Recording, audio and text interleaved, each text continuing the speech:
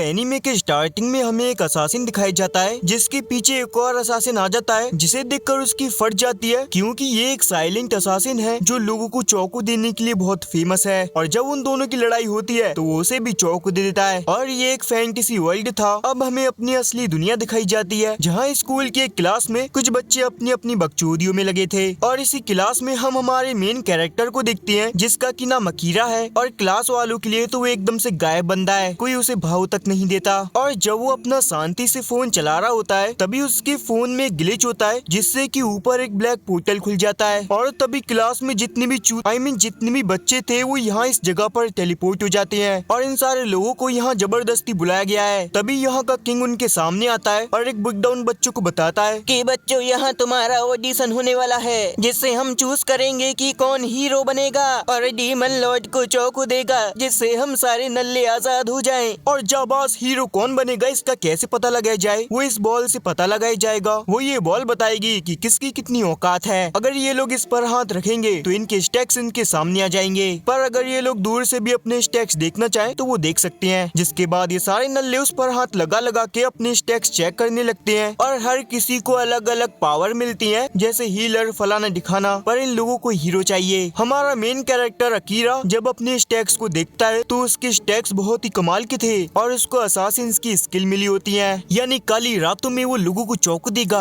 तभी यहाँ पे एक बंदा आता है जो कि अपने स्कूल में बहुत पॉपुलर है, टॉपर है और स्पोर्ट में भी अच्छा है। बेसिकली तुम इसे शर्मा जी का लड़का कह सकते हो। जब ये बालक अपने स्टैक्स को देखता है तो ये साला तो हीरो बन जाता है और ये देखकर तो उनकी फटकर चार हो जाती है। सारे लोग इसे अपना बाप मान लेते हैं कि भाई अब तुम ही डीमन लॉर्ड से हमें बचाओगे। पर जो अकीरा के स्टैक्स थे वो हीरो से भी ज्यादा कमाल के थे और उसके स्टैक्स अभी तक किसी ने देखे नहीं है। और वो ये डिसाइड करता है कि वो अपने स्टैक्स को इन्हें नहीं दिखाएगा वरना नजर लग गई तो। उसके स्टैक्स में कंसीलमेंट का मैजिक भी था तो वो सोचता है कि वो अपनी प्रेजेंस को कंसीलिंग कर लेगा और गायब हो जाएगा। वो जब इनविजिबल होकर वहाँ से जा रहा था तो वो यहाँ कुछ कैमरास को देखता है और इतनी पुरानी जगह में सीसीटीवी कैमरास कहाँ से आ गए। टेक्नोलॉजी कैमरास को देखकर वो समझ जाता है कि ये लोग उस पर नजर रख रहे हैं। जिसके बाद सारे बच्चे लोग अपने रूम्स में आ जाते हैं और अकीरा अपने असासिन वाले कपड़े पहन लेता है। उसे बाहर जाने की चुल मचती है तो वो बाहर जाकर थोड़ा घूमने लगता है। वो यहाँ पर एक कमरे में आता है जहाँ यहाँ का राजा बैठा हुआ था। अकीरा को तो उस पर शक हो रहा था और उसे मारने का भी मन करता है क्योंकि ऊपर से इसकी शक्ल गू से भी ज्यादा गंदी है। और उसने डीमन लॉर्ड को मारने के बारे में भी पूरी बात नहीं बताई कि उसका क्या सीन है। सबसे खतरनाक बात पता है क्या है, ये बच्चे अचानक से इस दुनिया में टेलीपोर्ट हो गए लेकिन भाई इन्हें घंटा किसी की चिंता नहीं है कि इनके माँ बाप क्या सोच रहे होंगे रियल दुनिया में। वैसे भी क्या कर सकते हैं भाई, जापान है। जब ये लोग खाना पीना खाकर मजे कर रहे थे तो इनका लीडर सुकासा, हाँ वही टॉपर शर्मा जी का लड़का जो अब हीरो बन चुका है और इनका लीडर भी, वो उनसे कहता है दोस्तों खा खा के मोटे हो जाओगे क्या, यहाँ हमें डीमन लॉर्ड को मारने के लिए बुलाया गया है और तुम हो कि उनका राशन खत्म करने में लगे हो। हमें एकजुट होकर काम करना पड़ेगा तभी हम उस डीमन लॉर्ड को चौको दे पाएंगे। दूसरी तरफ हमें एक सेरिस नाम का बंदा दिखाया जाता है जो कि एक कमाल का वॉरियर है और दूर से अकीरा उसके ऊपर नजर रख रहा था। वो वहाँ से जाते जाते सोच रहा था कि अब उसे आगे क्या करना चाहिए। वैसे भी अब फोन तो नहीं है तो वो इंस्टा कैसे चलाएगा।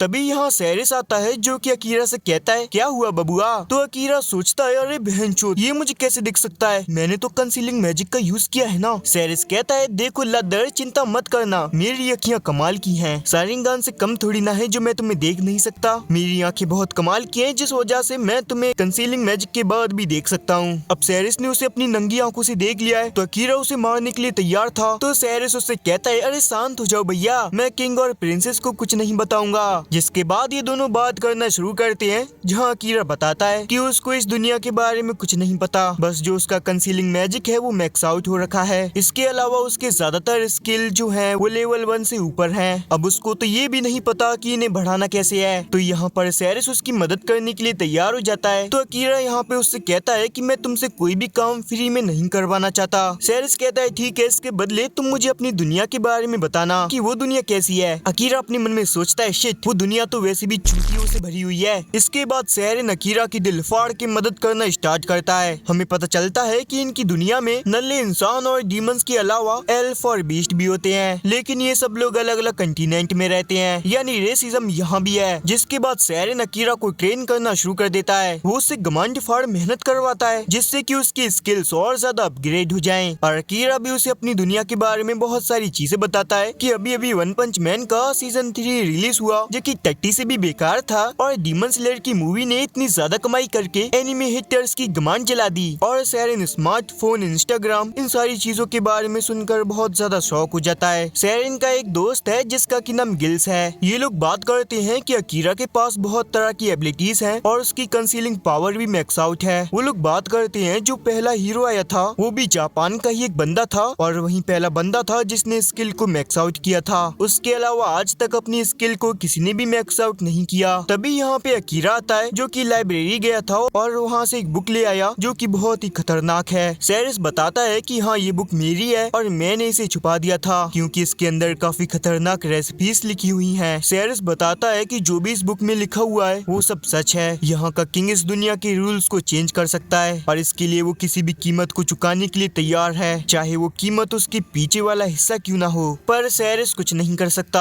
क्योंकि वो रॉयल फैमिली का बंदा है तो वो उनके खिलाफ नहीं जा सकता। अकीरा कहता है कि शिट, मैं पहले किंग के रूम में गया था, मैं उसे वहीं चौको दे सकता था, बहुत ही अच्छा मौका था, उसे पता भी नहीं था कि मैं उसके पीछे हूँ या नहीं। सेरेस कहता है देख भाई, भले ही तू असासिन है पर ऐसे किसी को मारना जरूरी नहीं है, तुम कोशिश करना कि अपनी दुनिया में बिना खून खराबे के चले जाओ। तो अकीरा इस बात से सहमत होता है क्योंकि वो अपनी मम्मी बहन को शकल भी नहीं दिखा पाएगा अगर उसने किसी की जान ली तो। अकीरा उससे पूछता है कि तुम मेरे ऊपर इतना भरोसा क्यों कर रहे हो। सेरेस कहता है कि मैंने देखा जब तुम सबके सब यहाँ पर आए थे तो ज्यादातर लोग बिल्कुल फ्लो के साथ निकल लिए और जो ने बोला गया वो करने लगे, लेकिन तुम एक जाबाज बंदे की तरह चौकन्ने थे और सबसे अलग होकर और फार्मिंग कर कर घूम रहे थे। तुम्हारी ये चीज मुझे बहुत ही पसंद आई। इसके बाद ये लोग शहर में जाते हैं तो शहर के लोग इन्हें देखने लगते हैं कि भाई देखो हमारे हीरो आ गए जो हमें डेविल से बचाएंगे। लेकिन अकीरा इन छपरियों को इग्नोर कर देता है और नोटिस करता है कि दूर से एक कन्या उसे देख रही है। वो उस महिला के पास जाकर उससे पूछता है कि बहन जी आप ये क्या कर रही हो। वो लड़की उसे बताती है कि तुम लोगों को पता नहीं तुम्हें यहाँ पे लाने के लिए कितनी बड़ी कुर्बानी दी गई है। अकीरा पूछता है कैसी कुर्बानी, कि हम जैसों के लिए किसी ने अपने पीछे का छेद कुर्बान कर दिया। वो लड़की वहाँ से जाते हुए कहती है जब तुम्हें ये चीज पता चल जाएंगी बालक तब हम बात करेंगे, और अपना ये जेंसी वाला एटीट्यूड दिखा के वो वहाँ से चली जाती है। फिर हम डंजन का सीन देखते हैं जहाँ पर भसड़ हो रही थी। ये सारे लोग यहाँ पे लड़ने की कोशिश कर रहे हैं। यहाँ सेरेन भी छोटे छोटे बच्चों के साथ आया है उनकी मदद करने के लिए कि कहीं ये बच्चे डर कर अपने डायपर में ही न हक दें। और जो शर्मा जी का लोंडा सुकासा है उसके सर पर IIT के साथ यहाँ भी बहुत बड़ी रिस्पॉन्सिबिलिटीज होती हैं और उसको एक बॉम्ब दिया गया था इन डीमन की फाड़ने के लिए, मतलब उन्हें हराने के लिए नहीं, उन्हें गुमराह करने के लिए। लेकिन तभी वहाँ पर एक बड़ा सा मॉन्स्टर आ जाता है और उन पर अटैक करना स्टार्ट करता है। तभी सुकासा उससे लड़ने के लिए जाता है पर वो ज्यादा देर तक अपनी ऑरा फार्मिंग नहीं कर पाता क्योंकि वो मॉन्स्टर उसे चौको दे देता है। पर तभी यहाँ पर हमारा जाबाज मेन कैरेक्टर कीरा आता है जो अपना फर्ज निभाते हुए मॉन्स्टर पर अटैक करना स्टार्ट करता है। पर इस मॉन्स्टर की चमड़ी बहुत ही मोटी थी, उसकी हार्ड चमड़ी होने के कारण उसकी तलवार टूट जाती है पर वो सुकासा को मरने से बचा लेता है। लेकिन सुकासा के दोनों हाथ टूट चुके हैं जिसका मतलब अब वो अपने नीचे वाले हथियार के साथ नहीं खेल पाएगा। उस हथियार को क्या उठाएगा, वो अपनी तलवार तक को नहीं उठा पाता। वो अपना आयरन स्टार्ट करता है, मैं इतना कमजोर हूँ कि अपनी क्लास को भी नहीं बचा सकता। अकीरा मोटिवेशन देती हुए उसे कहता है और तुम्हें कौन बचाएगा, हीरोज का काम होता है दुनिया को बचाना और इसलिए तुम्हें अपने आप को भी बचा के रखना होगा। लेकिन सुकासा तो एकदम से बावला हो जाता है कि जैसे क्लास में इसके नंबर कम आ गए हों। नहीं नहीं, मैं तो एक हीरो हूँ ना, क्या मेरी इतनी ही औकात है, एक बैक बेंचर मुझसे आगे कैसे हो सकता है। सुकासा भाई एकदम से पागल हो जाता है। इन्हें पता चलता है कि सुकासा पे किसी ने कर्ज लगा दिया है जिससे वो इतना डिप्रेशन में चला गया। तभी वहाँ पर उनकी चैटर आती है जो कि स्पेल करके इस कर्ज को हटा सकती है। जब वो अपना स्पेल कास्ट करने का काम करती है तो इधर सेरेन और अकीरा उस मॉन्स्टर से लड़ने के लिए तैयार होते हैं। सेरेन अपने लाइटनिंग स्पेल का यूज करता है जिससे वो ऐसे चमक जाता है जैसे उसे शैम्पू से धोया हो। दूसरी तरफ अकीरा अपने शैडो मैजिक का यूज करने लगता है। दोनों भाई दोनों तबाही। और इस मैजिक को एक्टिवेट करने के बाद यहाँ पे चारों तरफ ग्राउंड में शैडो आ जाती हैं और उनमें से कुछ स्पेयर्स जैसी चीजें निकलती हैं और वो इन स्पेयर्स को मॉन्स्टर की कमान में घुसेड़ कर उसे घायल कर देता है और कुछ ही समय में वो इस मॉन्स्टर को मार भी देता है। पर तभी ज्यादा ऑरा फार्मिंग करने के चक्कर में अकीरा की पावर आउट ऑफ कंट्रोल होने लगती है पर सेरेन आकर उसकी पावर कंट्रोल करने में उसकी मदद करता है। हम देखते हैं कि इस पावर को इस्तेमाल करने के बाद वो काफी ज्यादा थक जाता है तो वो ज्यादा इसे इस्तेमाल नहीं कर सकता।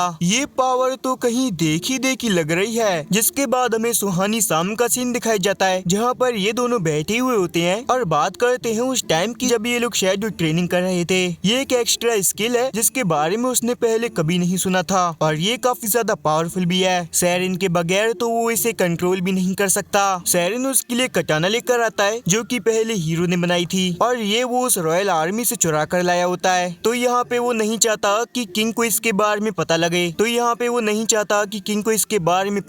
वरना किंग उसके अंदर एक और छेद कर देगा। इसलिए उसने इस तलवार को अकीरा को दिया है। इस तलवार में कुछ इनिशियल्स भी लिखे होते हैं। उसमें लिखा था कि मैं उम्मीद करता हूँ कि ये तलवार मेरे सक्सेसर को मिलेगी जिसकी औकात मुझसे ज्यादा हो और ये जरूरत होने पे काम आएगी। अकीरा कहता है कि मैं जरूर इस बंदे से मिलना चाहूंगा। और अगर हम बात करें अभी वाले हीरो की तो वो कर्ज लगने की वजह से डिप्रेशन में जा चुका है। तभी हमें प्रिंसेस को दिखाया जाता है जिसके सामने क्रिस्टल होता है और उसी का यूज करके उसने सुकासा के ऊपर कर्ज लगाया था। तभी यहाँ पे अकीरा जाता है और वो अपने हथियार को उस पर रख कर कहता है तुम कोई मैडम नहीं, तुम एक चुड़ैल हो। अब ये बताओ तुम ऐसा क्यों कर रही हो। वो बताती है कि वो बस ऑर्डर्स को फॉलो कर रही थी, मतलब वो अपनी किंग के लिए ये सब कर रही है। जिसके बाद अकीरा यहाँ से निकल जाता है और हम देखते हैं कि इस प्रिंसेस या कह लो लेडी के पास और भी वो वाले क्रिस्टल थे जिन पे हर एक स्टूडेंट्स के नाम है और वो उन पर कर्ज लगा सकती है, यानी उनके तो घोड़े लग चुके हैं। अकीरा सैरिन के पास आकर ये सारी बातें उसे बता देता है और सैरिन को पहले ही शक था कि वो यहाँ पर ऐसी हरकतें करती है और अब लगता है कि किंग ने उसे अपनी पूरी चमची बना ली है, यानी वो उसके वश में हो चुकी है। वो अकीरा से कहता है कि शायद अब तुम्हें इस कैसल से दूर रहना चाहिए क्योंकि उसका अगला टारगेट तुम हो सकते हो और इस वजह से अकीरा को छिप कर रहना पड़ेगा। वो जंगलों में रहने लगता है। जब वो जाग कर वापस से वहाँ जाता है तो वो देखता है कि वहाँ बहुत ही भीड़ थी। दूर से लगता है कि वहाँ भंडारा चल रहा है, जिसकी खुशी में वो जल्दी से वहाँ भाग कर जाता है। तो वहाँ जाकर उसे एक अच्छी खबर मिलती है और एक बुरी खबर। अच्छी खबर कि सुकासा अब ठीक हो चुका है, जो कि मेरे लिए तो बहुत ही बुरी खबर है, इसे तो मर जाना चाहिए था। पर असली बुरी खबर तो ये है कि सैरिस का किसी ने मर्डर कर दिया है। उसकी छत्ती में किसी ने डिएगर डाल दिया है और वो डिएगर किसी और का नहीं बल्कि अकीरा का होता है। तो वहीं वो सबके सब लोग अकीरा पर इल्जाम लगाना शुरू कर देते हैं। वो समझ जाता है कि उसे फंसाया गया है। यहाँ पर किंग आकर कहता है कि तुम्हें इसकी सजा जरूर मिलेगी और अकीरा उसके अटैक से बच के अपनी प्रेजेंस को कंसील कर लेता है। वो यहाँ पे गिल्स के पास आता है जो कि वही बंदा है जो कि सैरिन के साथ ही रहता था और उसे अकीरा पर पूरा भरोसा है। तो वो उसे बताता है कि किंग के जो पर्सनल असासिन्स हैं उन्होंने ही कमांडर सैरिन की जान ली है और अब उनका अगला टारगेट तुम हो। कमांडर ने अपने रूम के अंदर तुम्हारे लिए कुछ चीजें छोड़ी हैं, तुम वो सारी चीजें लेकर यहाँ से जल्दी भाग जाओ। जिसके बाद अकीरा वो सारा सामान लेकर वहाँ से अपनी नई जर्नी के लिए निकल जाता है। दूसरी तरफ किंग कहता है कि अभी उसे इन बच्चों की जरूरत है और अगर बात रही अकीरा की तो वो उसे भी पकड़ लेगा। जिसके बाद हम पहले का सीन देखते हैं जहाँ सैरिन अकीरा को एक बहुत ही अच्छी छुपने की जगह बताता है और वो एक डंजन है जिस वजह से वहाँ खतरा तो है ही और ऊपर से पानी की भी कमी है। अकीरा उसे पूछता है तो फिर वहाँ सब क्यों नहीं जाते। सैरिन कहता है ऑब्वियस सी बात है कि वहाँ पानी की तो कमी है पर ऊपर से वहाँ मॉन्स्टर लोग अपनी पार्टी करने आते हैं जिस वजह से वो जगह बहुत ही खतरनाक है और तुम ज्यादा देर तक अपना कंसीलिंग मैजिक भी इस्तेमाल नहीं कर सकते क्योंकि बीस्ट जो है वो तुम्हारी स्मेल को सूंघ कर तुम्हारा पता लगा लेंगे। इसके अलावा सैरिन उसे बताता है कि वहाँ पर तुम अपनी स्किल को बढ़ा सकते हो। जैसे जैसे तुम डीप जाओगे वैसे वैसे तुम्हें ताकतवर मॉन्स्टर मिलेंगे और तुम आसानी से उन्हें चौको देकर अपनी स्किल को बढ़ा पाओगे। वो उसे एक और जगह के बारे में बताता है, एक टावर जिसके फ्लोर के ऊपर वो जैसे जैसे जाता रहेगा वैसे वैसे अलग अलग बॉसेस आते रहेंगे। उनको वो चौको देगा तो उसके स्किल्स अनलॉक होते रहेंगे। जब वो 100 लेवल पर पहुंच जाएगा तो उसका एक स्पेशल स्किल अनलॉक होगा जो कि इस दुनिया में जिंदा रहने के लिए बहुत ही जरूरी होता है। अब ये सब शुरू करने के लिए उसे पहले लेबिरिंथ ऑफ कैंटिंग में जाना होगा, वहीं से फ्लोर्स की स्टार्टिंग है और अकीरा यहाँ पर आ जाता है और सारे छोटे मोटे मॉन्स्टर को हराना स्टार्ट कर देता है। जिसके बाद फाइनली उसके सामने खतरनाक मॉन्स्टर आता है जो कि उल्टा उसी को बहुत बुरी तरह से चौको दे देता है। सच में भाई ये अकीरा को बहुत मारता है, मजा आ जाता है ये देखकर। अकीरा को अपनी औकात पता चलते ही समझ आ जाता है कि उसे अपने शैडो मैजिक का इस्तेमाल करना ही होगा और शैडो मैजिक से वो उसे बहुत ही जल्दी हरा भी देता है। पर मरने से पहले मॉन्स्टर ने उसकी बहुत ही अच्छे से ली थी जिस वजह से अकीरा बेहोश हो जाता है। पर इसके बाद जो उसका स्किल सिस्टम था वो अपने आप ही इनहेंस हो जाता है जिससे कि उसका शैडो मैजिक खुद ही डीएक्टिवेट हो जाता है और साथ में वो अपने आप ही हील हो जाता है। दूसरी तरफ हमें कैसल का सीन दिखाया जाता है जहाँ सुकासा इन सब बंदों से कहता है कि हम सब लोगों को डीमन लॉर्ड को ढूंढने जाना चाहिए, लेकिन ये सुनकर सबकी फट के चार हो जाती है क्योंकि हाल ही में कमांडर सैरिन को मारा जा चुका है और उनके बिना तो इनकी कोई भी औकात नहीं है। और इनके इस हालत को देखकर सुकासा को पता लग जाता है कि इन पर भी कर्ज लगा दिया गया है। पर यहाँ पे कुछ असली मर्द के बच्चे होते हैं जो सुकासा के साथ चलने के लिए तैयार हैं। ये लोग अपनी टीम बनाकर कैसल से निकल जाते हैं। टीम के अंदर एक असाहीना नाम का बंदा कहता है, मैंने अपनी तलवार से कुछ क्रिस्टल को एक रूम में काट के रख दिया था, पर मुझे नहीं पता कि ये स्वॉर्ड मेरे पास कैसे आई। दूसरी तरफ हम गिल्स को देखते हैं जो बताता है कि उसकी मैनिपुलेशन स्किल बहुत ही खतरनाक है, किसी भी कर्स से भी ज्यादा। तो वो आसानी से किसी को भी कंट्रोल कर सकता है। तो उसने आसाहीना को कंट्रोल करके उन 4-5 क्रिस्टल को तोड़वा दिया था, जिससे कि ये लोग कर्स नहीं हुए। जिसके बाद ये लोग अपनी जर्नी पर निकल जाते हैं। आसाहीना यहाँ पे एक एनकाउंटर के बारे में सोचता है जब वो अकीरा से मिला था, जो कि कंस्ट्रक्शन साइट पे काम कर रहा था। अकीरा उससे भीख मांगता है कि प्लीज ये बात किसी को मत बताना, खासकर मेरी छोटी बहन को, कि मैं कंस्ट्रक्शन साइट पे काम करता हूँ। और हमें पता चलता है कि अकीरा की छोटी बहन की फ्रेंड आसाहीना की छोटी बहन होती है, तो इनके बीच में कॉम्प्रोमाइज हो जाता है। दूसरी तरफ अकीरा होश में आ जाता है और जब वो अपने स्टैक्स देखता है तो उसकी एचपी बहुत ही कमाल की थी। इवन उसकी स्किल्स भी पहले से बढ़ चुके होते हैं। शैडो मैजिक 3 से लेवल 5 तक आ गया था। जैसे जैसे वो उस फ्लोर पर आगे बढ़ते रहता है तो वो मार्किंग करता जाता है, जिससे उसे याद रहे कि वो यहाँ आ चुका है। जब वो 75 फ्लोर पर आता है तो उसे वहाँ कुछ स्लाइम टाइप मॉन्स्टर दिखाई देता है। जब वो उसे काटता है तो उसमें से एक सुंदर सी एल्फ बाहर आती है। पर अकीरा तो जैसे ही उसका दूधिया बदन देखता है उसके अरमान खड़े हो जाते हैं। पर वो अपने खड़े सामान पर कंट्रोल करके वर्ल्ड आई नाम की एक स्किल को यूज करता है, जिससे वो सारी चीजें देख सकता है। पर दिमाग खराब होने की वजह से वो उसे जल्दी से डीएक्टिवेट कर देता है। तभी ये एल्फ होश में आ जाती है और इसकी एचपी बहुत ही लो थी और लगता है कि ये भी वर्ल्ड आई को देख सकती है। उसकी हालत बहुत ही खराब होती है तो वो उसे वापस से 69 फ्लोर पर लेके आता है। लेकिन एक सेकंड, 69 ही क्यों?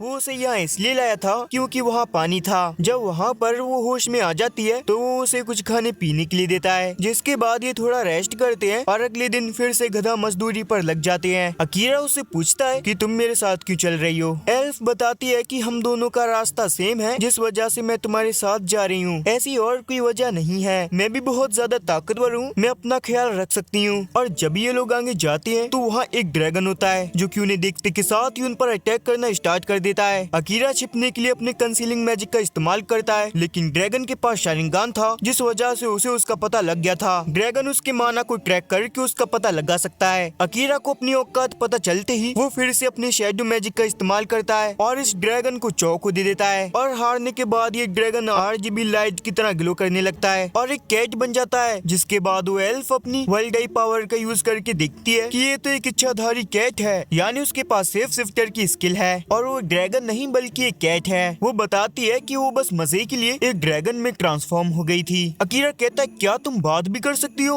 वो कहती है कि क्या तुमने मुझे बाकी मॉन्स्टर की तरह आंटी समझा है? डीमन लॉर्ड ने मुझे काफी ज्यादा इंटेलिजेंट बीस्ट बनाया है। वो कहती है तुम जो चाहो मेरे साथ कर सकते हो, पर पहले मैं तुम्हें डीमन लॉर्ड का मैसेज देना चाहती हूँ। उन्होंने तुमसे कहा है the land of the demons में आओ, मैं अपनी क्लास में तुम्हारा इंतजार कर रहा हूँ। अकीरा कहता है कि डीमन लॉर्ड को मेरे बारे में कैसे पता, और तो और तुम ये कह रही हो कि उसे पता है कि मैं यहाँ पे हूँ। कैट कहती है कि मुझे नहीं पता, वैसे भी अब मेरा पूरा काम हो गया है तो तुम मुझे मार सकते हो। पर अकीरा उसे मारने से मना कर देता है। वो कैट कहती है क्या हुआ, तुम सारे ह्यूमंस तो हम डीमन और मॉन्स्टर को अपने एनिमी समझते हो ना। अकीरा कहता है कि मैं उन बातों पर बिलीव नहीं करता, मुझे नहीं लगता कि तुम इविल हो। तभी वो एल्फ अकीरा से कहती है बॉस किसी भी चैलेंजर के मरे बिना ये रूम अनलॉक नहीं होगा। वो कैट अकीरा से कहती है तुम मुझे मार क्यों नहीं देते। अकीरा कहता है क्योंकि मुझे बिल्लियाँ पसंद है और मैं तुम्हारे साथ कम्युनिकेट भी कर सकता हूँ, जो मैं बाकी मॉन्स्टर के साथ नहीं कर सकता। फिर वो एल्फ बताती है कि बाहर जाने का एक और रास्ता है कि अगर तुम इस बीस्ट को अपना फैमिलियर बनाओ तो ये बॉस नहीं रहेगा। वो कैट कहती है कि तुम सही कह रही हो, पर इसके लिए मास्टर का माना कंट्रोल बहुत ही अच्छा होना चाहिए। एल्फ कहती है तुम मास्टर को नहीं जानती, वो एनीमे की मेन कैरेक्टर है। और मोटिवेशन के बाद अकीरा उसे अपना फैमिलियर बनाने के लिए तैयार हो जाता है, लेकिन अगर उसे थोड़ी सी भी चूक हो गई तो उन दोनों की ही एल लग जाएंगे।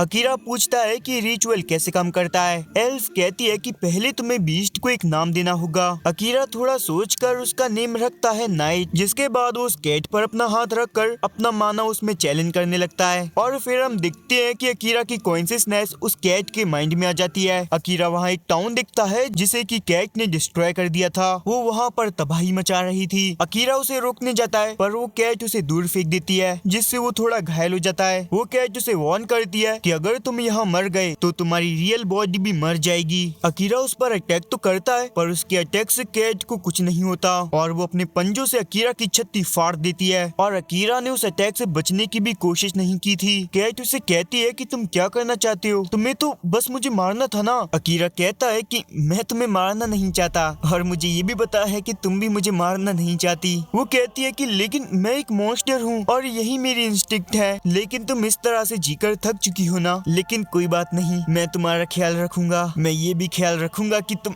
इस तरह से कभी डिस्ट्रक्शन ना करो। हम देखते हैं कि ये सुनकर वो कैट मान जाती है और उसकी फैमिलियर बन जाती है, जिससे अकीरा के हाथ पर एक मार्क आ जाता है जो कैट के भी हाथ पे होता है। इसका मतलब उन दोनों की सोल लिंक हो चुकी है। कैट अकीरा से कहती है कि अब मैं ये जानने में इंटरेस्टेड हूँ कि तुम फ्यूचर में क्या करने वाले हो। और फिर वो सब अपना इंट्रोडक्शन करते हैं और हमें पता चलता है कि वो जो एल्फ है उसका नाम एमिलिया है। नाइट एमिलिया से कहती है कि तुम मेरे मास्टर की फ्रेंड हो तो मैं तुम्हारी रिस्पेक्ट करती हूँ। फिर हम देखते हैं कि वहाँ पर एक टेलीपोर्टेशन सर्कल बन जाता है जो कि उनकी एग्जिट होती है और वो सर्कल जब बंद होगा, जब ये यहाँ से बाहर जाएंगे, तो पहले ये डिसाइड करते हैं कि वो अपनी इंजरीज को ठीक करने के लिए पहले यहाँ रेस्ट करेंगे। फिर सीन चेंज होता है जहाँ हम सुकासा की टीम को यमातो नाम की एक जगह पर देखते हैं और वो जगह बिल्कुल जापान की तरह ही थी क्योंकि हीरो ने ही इसे बनाया था। और फिर वो एक रेस्टोरेंट में खाना खाते हुए बहुत इंजॉय करते हैं। तभी सुकासा कहता है कि अब हमारे पैसे खत्म होने वाले हैं, हमें जल्दी से कोई ना कोई काम ढूंढना होगा। एक लड़का कहता है कि हम एडवेंचरस बन सकते हैं, गिल्ड में रजिस्टर करने पर हमें जॉब मिल सकती है। सुकासा कहता है कि ये तो अच्छा आइडिया है पर उससे पहले हमें इस वर्ल्ड के बारे में इंफॉर्मेशन लेनी होगी क्योंकि हम इसके बारे में अभी कुछ नहीं जानते। और वो कहता है कि मुझे लगता है कि हमें जल्द से जल्द घर जाने के लिए डीमन लॉर्ड को चौकू देना होगा। किंग और प्रिंसेस ने हमें यहाँ पर समन किया है तो उन्हें ही पता होगा कि हम घर वापस कैसे जा सकते हैं। देखो अगर हम ट्रू हीरोज बन गए तो उनसे नेगोशिएट कर सकते हैं। इनफ इंफॉर्मेशन कलेक्ट करने के बाद हम डीमन कंटिनेंट के लिए निकल जाएंगे। तभी आसा ही ना कहता है नहीं, मुझे लगता है कि हमें पहले अकीरा से मिलना चाहिए क्योंकि मेरी इंट्यूशन स्किल कह रही है कि वो हम सबसे ज्यादा पावरफुल है, तो हमें उसके साथ मिलकर ही डीमन लॉर्ड को हराना चाहिए। तभी एक लड़का बोलता है पर उसने कमांडर सैरन का मर्डर किया है। सुकासा कहता है कि अकीरा कोई स्ट्रेंजर नहीं है और मुझे भी लगता है कि वो हम सबसे ज्यादा स्ट्रॉन्ग है, लेकिन मुझे नहीं लगता कि वो हमसे टीम अप करेगा क्योंकि मैं और अकीरा बचपन से क्लासमेट है, लेकिन अभी भी वो मुझको पहचानता नहीं है। आसाहीना कहता है कि मैं ये जानता हूँ क्योंकि मैं भी उसके साथ ही था। सुकासा कहता है कि सिर्फ होली स्वॉर्ड ही डीमन लॉर्ड को मार सकती है, तो इसलिए हमारा टीम अप करना काफी जरूरी होगा। लेकिन अकीरा और हमारे बीच पावर का बहुत ज्यादा गैप है, तो हम जब उससे टीम अप करेंगे जब हम उसके जितने स्ट्रॉन्ग हो जाएंगे। और यहाँ जितने भी लोग थे उससे एग्री करते हैं। फिर हम अगले सीन में देखते हैं जहाँ अमेलिया भाग रही होती है और तभी एक एल्फ आर्चर उसके पैर में एरो मार कर उसे गिरा देती है। फिर वहाँ काफी सारी एल्फ आ जाती है तो एमेलिया उनसे पूछती है कि तुम यहाँ पर क्या कर रहे हो। जिस एल्फ ने उसे एरो मारा था वो उससे पूछती है कि ये तो मुझे तुमसे पूछना चाहिए कि तुम यहाँ पर क्या कर रही हो और तुम अभी भी जिंदा क्यों हो। और ये सुनकर एमेलिया यहाँ एक धमाका करती है जिससे वहाँ की चट्टान टूटने की वजह से वो नीचे गिर जाती है। एमेलिया बताती है कि मैं अपने होमलैंड से निकाल दिए जाने पर बह कर एक किनारे पर आ गई और फिर एक डार्क स्लाइम ने मुझको खा लिया। फिर जब मुझको होश आया तो मैं अकीरा के साथ थी। अकीरा उससे कहता है कि तुम्हें घर जाकर अपने मैटर को सॉल्व करना चाहिए। एमेलिया कहती है कि पर मेरे पास वापस जाने के लिए घर नहीं है, तुम उनसे बात करने की कोशिश करो, वो तुम्हारी छोटी बहन है। एमेलिया कहती है कि इसलिए ये कभी वर्क नहीं करेगा। अकीरा कहता है फिर भी तुम्हें ट्राई करना चाहिए, मेरी भी एक लिटिल सिस्टर है। तभी अकीरा अपनी फैमिली को याद करने लगता है और एमेलिया से कहता है भले ही फैमिली में लड़ाइयाँ हों पर फिर भी वो एक फैमिली होती है। नाइट अकीरा से कहती है कि आपकी फैमिली दूसरे वर्ल्ड में है ना, क्या आप उनसे मिलना चाहते हो। तो अकीरा कहता है काश मैं अभी अपनी फैमिली के पास जा पाता, लेकिन उससे पहले मुझे कुछ करना है। वो कहता है कि मेरे पुराने वर्ल्ड में मुझे किसी ने भी नोटिस नहीं किया, लेकिन इस वर्ल्ड में मुझे एक आदमी ने नोटिस किया और यहाँ सरवाइव करना सिखाया, लेकिन फिर उन लोगों ने उसे मार दिया। मैं जब तक वापस नहीं जाऊंगा तब तक मैं कमांडर सैरन का बदला नहीं ले लेता। हम देखते हैं कि वो बोलते बोलते इतना गुस्सा हो जाता है कि उन दोनों को प्रॉब्लम होने लगती है। तो नाइट अकीरा को उसके ब्लड लस्ट को कंट्रोल करने को कहती है जिससे वो शांत हो जाता है। जिसके बाद वो अकीरा से पूछती है कि क्या आप सारेन मिथ्रे की बात कर रहे थे। एमेलिया कहती है कि मैंने भी पहले ये नाम सुना है। नाइट कहती है कि नाइट कमांडर्स के लिए वो काफी फेमस है। अकीरा को लगता है कि यहाँ उसने सबका मूड खराब कर दिया है, तो वो नाइट के साथ थोड़ा खेलता है। वो कहता है कि मैं अपने पड़ोसियों के पेट को ऐसे ही खिलाया करता था। अकीरा और एमेलिया उसके गले लगकर कहती हैं तुम्हारी स्किन कितनी स्मूथ है। नाइट अकीरा से कहती है कि हम दोनों की सोल लिंक हो चुकी है, तो अगर हम दोनों में से एक भी मरता है तो दूसरा भी मर जाएगा, लेकिन सिर्फ हम अपने अपने माइंड से कम्युनिकेट कर सकती हैं, चाहे हम कितनी भी दूर हों। अब वो लोग यहाँ से जाने के लिए रेडी हो जाते हैं, पर उन्हें नहीं पता कि ये सर्कल उन्हें बाहर कहाँ लेकर जाएगा। एमिलिया कहती है कि मैंने एक बार सुना था कि ब्लू टेलीपोर्टेशन सर्कल तुम्हें वहाँ ले जाता है जहाँ तुम जाना चाहते हो, लेकिन अगर इसे ज्यादा लोग यूज करते हैं तो ये किसी की ही विश पर रिस्पॉन्ड करता है। फिर वो सब उस टेलीपोर्टेशन सर्कल पे आ जाते हैं और फिर ये लोग टेलीपोर्ट होकर लैंड ऑफ एल्फ में आ गए थे। एमिलिया सोचती है कि हम यहाँ पर क्यों आ गए, मैं यहाँ पर आना नहीं चाहती थी। तभी एक आर्चर उस पर एरो अटैक करती है, पर अकीरा उसे बचा लेता है और अकीरा तेजी से उस आर्चर के पास जाकर अपने नाइफ को उसकी गर्दन पर रख देता है। और फिर नाइट और एमिलिया भी वहाँ आ जाते हैं तो वो एल्फ बोलता है, मैं तो स्ट्रेंज ग्लो को इन्वेस्टिगेट करने आया था और देखो मुझे वो क्रिमिनल मिल गई जिसने अपने होमलैंड को छोड़ दिया था। वो एमिलिया से कहता है कि अब तुम प्रिंसेस नहीं हो और यहाँ तुम्हारी कोई भी जगह नहीं है, तो पहले की तरह यहाँ से भाग जाओ, निकलो यहाँ से। लेकिन अकीरा उसकी बकचोदी सुनने नहीं वाला था, तो वो उस पर अटैक करके उसे बेहोश कर देता है। तभी वहाँ और भी एल्फ आ जाते हैं और वो चारों ओर से घिर चुके थे। और फिर वहाँ पर एमिलिया की सिस्टर किलिका आ जाती है। वो एमिलिया से कहती है, इस बार तुम्हें तुम्हारे क्राइम की सजा मिलेगी। ये देखकर अकीरा कहता है, ये फैमिली फाइट तो बहुत बड़ी हो चुकी है, इसको मैं अगले एपिसोड में सुलझाऊंगा। हाँ, क्योंकि यही ये एपिसोड खत्म होता है और अभी इसके बाकी के एपिसोड आना बाकी हैं। तो अगर वो तुम्हें देखने हैं तो लाइक और सब्सक्राइब कर दो। मैं मिलता हूँ अगली ऐसी ही चौंका देने वाली वीडियो में। जब तक के लिए बाय बाय।